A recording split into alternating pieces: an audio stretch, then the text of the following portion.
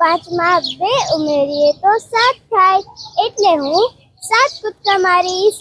1 2 3 4 5 6 7.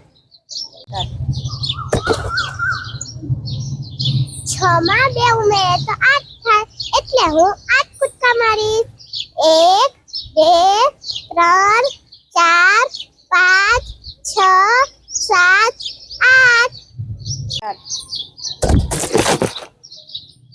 4માં 1 ઉમેરીએ તો 5 થાય, એટલે હું 5 કૂદકા મારીશ.